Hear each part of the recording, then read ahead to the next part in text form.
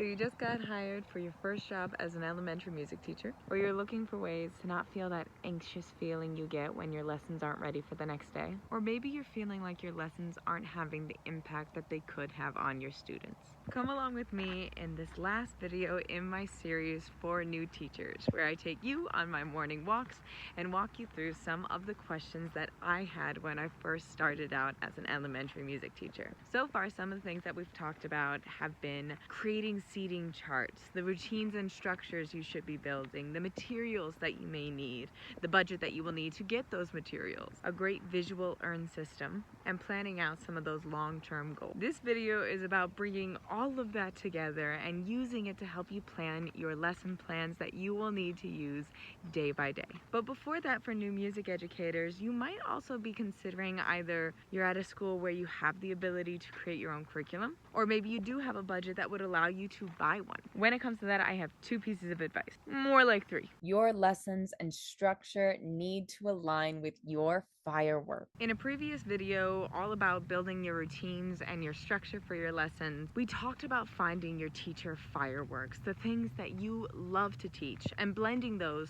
with the things that your students love to learn and how they love to learn. So obviously, when looking for a curriculum, you want to make sure that it's aligning with those values that you have.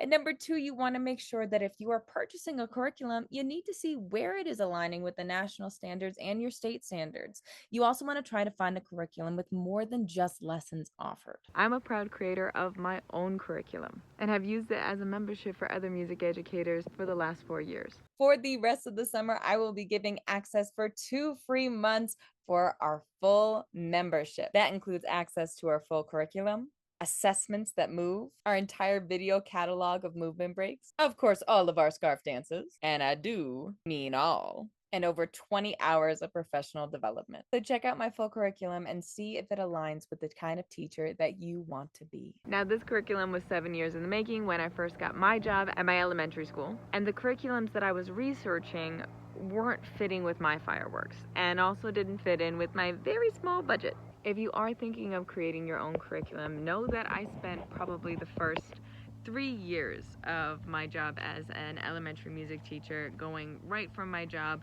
to my local coffee shop, where I would sit from there sometimes until 8 p.m., where I spent those hours really trying to think about what I needed for my lessons for my students.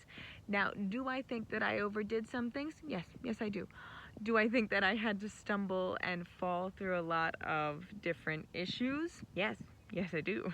But that's why I'm also able to talk to you now about all the pitfalls that I did fall into and hopefully prevent you from making those same mistakes. First things first, because if you watched any of my previous videos, then you might have heard me talk about the fact that I am not naturally an organized person. And because of that, there were some things that I had to stumble through and learn the hard way while creating my curriculum. So that being said, it is essential to label and file everything. Now, I do this in a digital way so that I know where everything is and I don't have to worry about papers. But if you have a good filing system, all the power to you. But even if you do, I would still say that it is essential to create some sort of digital, either PowerPoint or what I like to use is just Google Slides for every single lesson. I like to use Google Slides because I cannot tell you how many times either I couldn't be in my classroom or I was on a cart and I had to sign in to whatever computer was going to be there for me in order to hook up to my school had smart boards, but a lot of times I was also on projectors or the Tobies, which again we've talked about a little bit, as one being a little bit of the bane of my existence, but two being a step above not having any way of engaging your visual learners. I make sure to create a Google Slides presentation for every single lesson. Do not waste good lessons that you spent hard work and time planning because you can't find them the next year.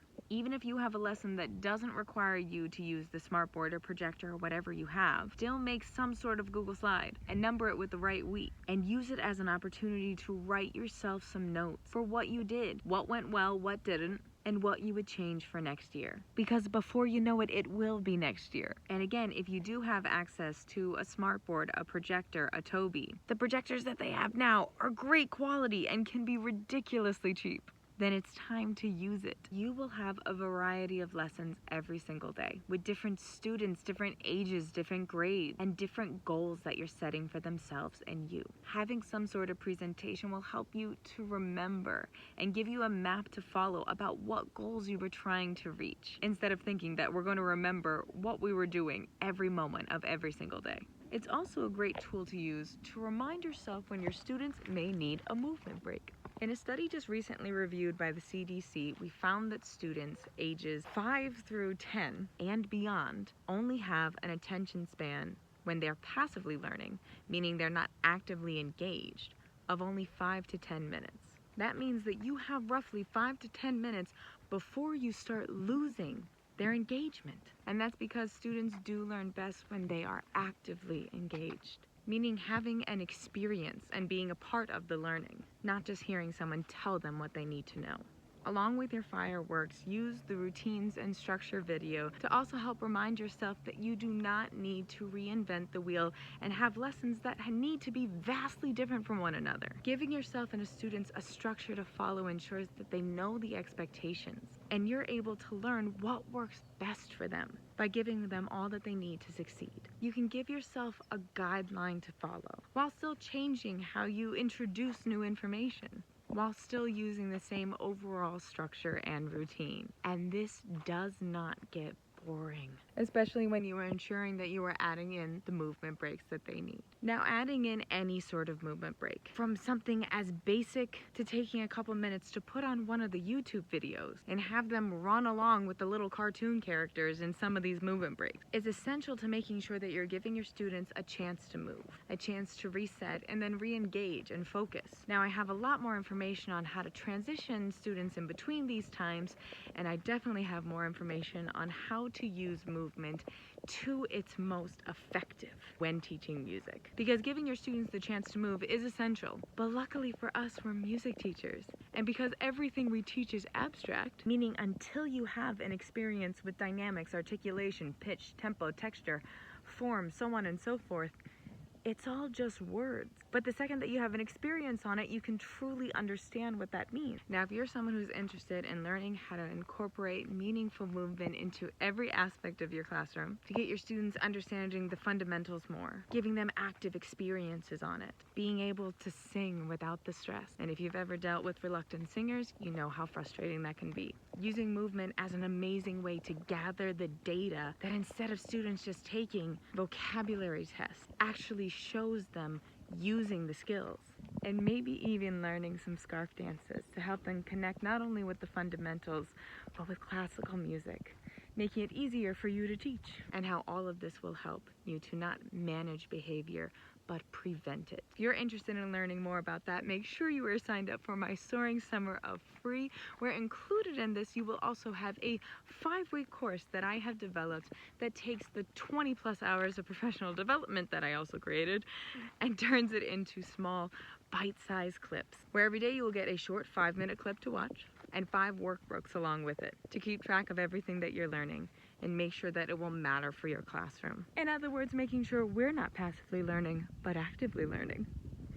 Remember, this is a free 5-week course for any teacher that signs up for the Soaring Summer of Free. And it will actually end with a live session August 15th. There's more to come on that later, so make sure that you're following me here and you're following me on my Facebook group, also linked down below. Because in this live session, we're going to take everything that we learned from the 5 weeks and put it into larger effect, especially when it comes to dealing with behaviors in the music classroom. If this is something that you have dealt with or something that you are worried about, we cannot wait to see you there.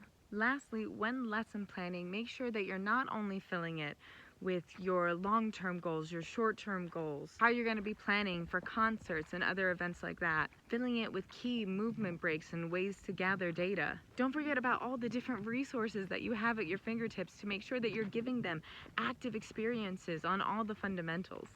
Now, I've only just started really building up my YouTube channel, but already I have rhythm breaks, movement breaks, scarf dances, and a lot of information on lessons, including some really great back to school lessons that I just cannot wait to use. But the second that you type in rhythm play along, you are met with some really fantastic creators who make incorporating experiences so simple and easy to fit into any of your lessons. And obviously don't forget about incorporating those state and national standards as goals to strive towards. But really the most important thing that we need to be teaching our students is how to not need us anymore. The gift of music literacy is the key to a child's independent journey into their musicianship, meaning that they should be able to read, write, perform, and create their own music. Is a gift every teacher should be striving to do, to make sure that whatever musical journey their students want to go on, they are free to do independently and make ourselves no longer needed, which should be a music teacher's #1 goal.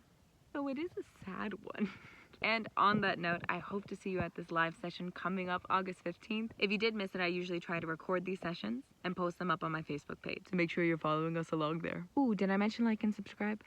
And for those of you who have seen some of these before, you probably know what time it is. Here we go. Javon. Yes. Do you know what time it is? What?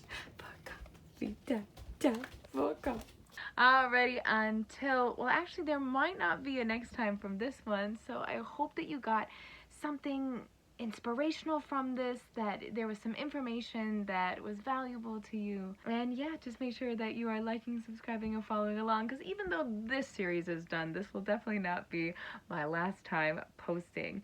Also make sure you are keeping your eye out, because I do already have some lessons that are perfect for the fall time already posted and ready to go. So until next time, happy playing.